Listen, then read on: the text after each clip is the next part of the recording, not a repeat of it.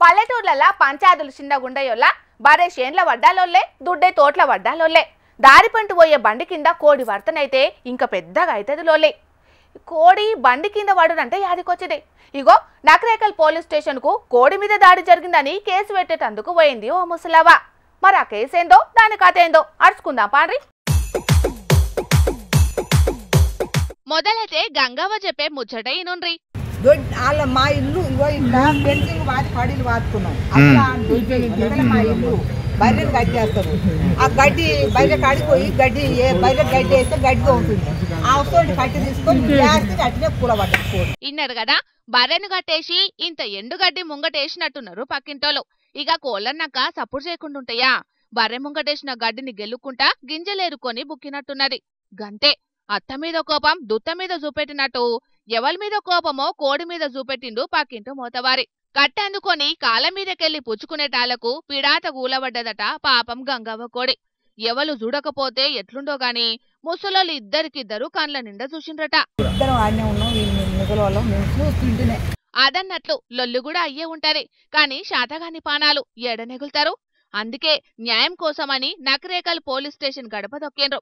ఇక మాకున్న కేసులో గోలా సాలదన్నట్టు గీ కోడి కేసేంద్రో నాయన అనుకున్నారో ఏమో పోలీసులు. గంగవ్వ ముచ్చట చెప్తా అంటే నవ్వినట్టున్నారు.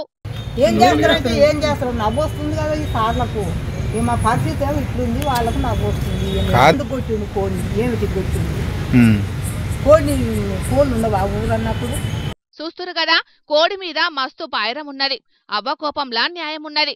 ఇంతకు గంగవ్వ పోలీసులను కోరిన న్యాయమేందంటారా?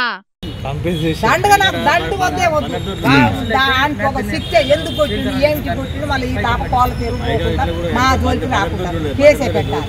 దానికి ఎందుకు నాకు దండగా దలగవాడ దండగా నాశనం అయిపోయింది. ఎంత గొప్ప మనసు చూస్తున్న రానోళ్ళ గంగవ్వది. ఏ జన్మల ఏ పుణ్యం చేసుకున్నదో కోడి. ఇంకెవలన్నైతే దండుగా గట్టించుకొని సప్పుడు చేయకుండా ఉందరు. కాని గీ గంగవ్వ అట్లా కాదోల్లో, కోడి కాలు ఇరగొట్టినోని మీద కేసు పెట్టాలి, శిక్ష పడాలా అని మొండి పట్టు పట్టింది. అంతేకాదు, తన ఇంటి కోడికి జరిగినట్టు ఊళ్ళో ఇంకెవ్వల కోడికి కూడా ఇట్లా జరగొద్దని పోలీసులను కోరుకున్నది. రేపు పొద్దుగాల విలిపిచ్చి మాట్లాడతాం. ఈ పూటకైతే కోడికి వైద్యం చేయించుకోమని సర్ది చెప్పి ఇంటికి తోలిండ్రట గంగవ్వను. మరి అటెంక ఏమైందో ఏమో గాని జనాలు ఎంత వైలెంట్ గా తయారవుతున్నారో చూసిండ్రానుల్లా.